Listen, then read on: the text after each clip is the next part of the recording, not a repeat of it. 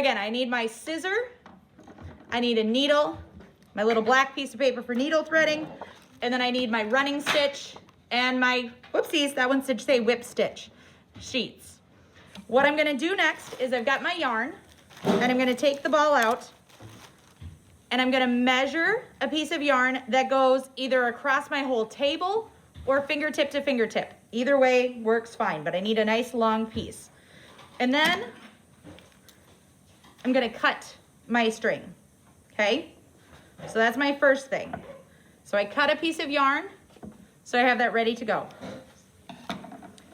And then I'm gonna go ahead and put my ball of yarn away. So I'll give you guys a second to do that. So here's what we're gonna do to thread our needles. You ready? I open up my piece of paper here, and I'm gonna take the end of my yarn and set it in that V, and then I'm gonna pinch it shut. So it looks kind of like that.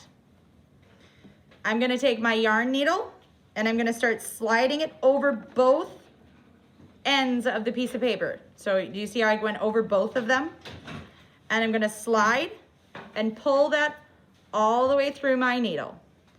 Now, if I take that off my yarn, I've got my needle threaded. Okay? Now, on the other end, I'm gonna tie a knot. So I'm gonna go ahead and grab my other side from my needle. So I'll wait for a moment for everybody to get that. I take my 2 fingers, I take my end of my string and I wrap over the top, around the back, and over. So do you see that X?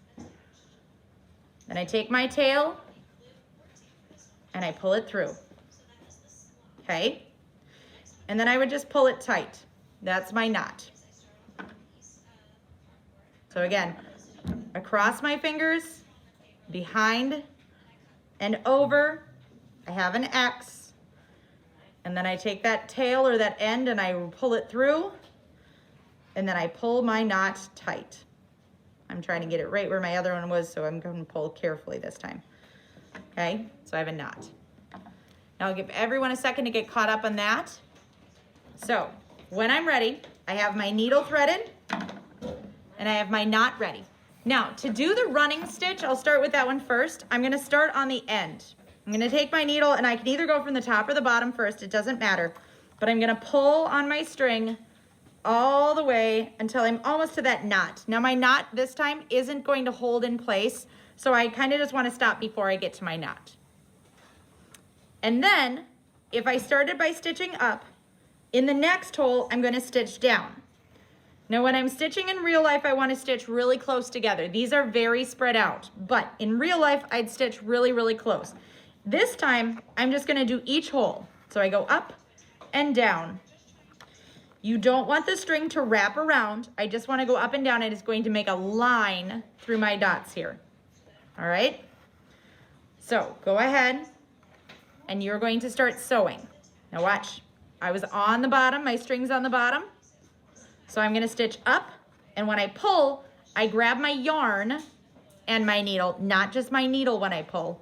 I grab my yarn and needle, and I pull it until it's tight. And then I'd stitch down and pull it, and up and pull it, and I'm gonna go the rest of the way across. What's happening?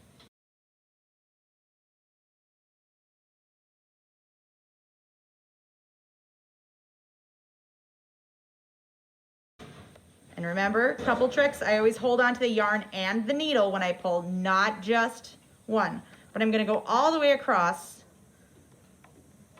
my whole thing, okay? Now remember, if I didn't pull all the way to my knot to start, I'm gonna run out of thread. So make sure you pull all the way to your knot. You never leave a long tail or a long piece at the end. You gotta go all the way to the knot. But the whip stitch is a little different. Whereas running stitch went up and down, whip stitch, I'm gonna use the same thread here, just so you know. I'm gonna go around each time.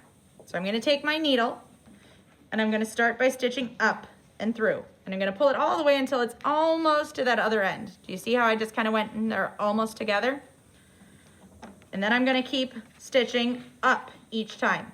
You'll notice that it wraps around the edge. So I keep stitching up, and if it makes it look funky, that's okay. But I'm gonna keep doing this all the way across. Now if I need a new piece of string because I didn't make mine long enough, that's fine. I have to start this one with a new piece of string. That's okay. But pull, pull, pull. Stitch up each time.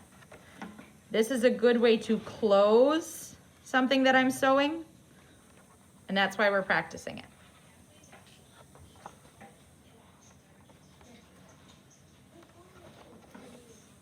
So now, once I get all the way to the end, and I finish sewing all the way across, I would go ahead and call my teacher over to take a look at these, and she'll sign me off, and I will be allowed to sew. When I'm all done, I have to undo everything and put my tools away. So I would just undo all my stitching, and then I would throw my yarn away, and I can put everything else back so someone can use it. All right?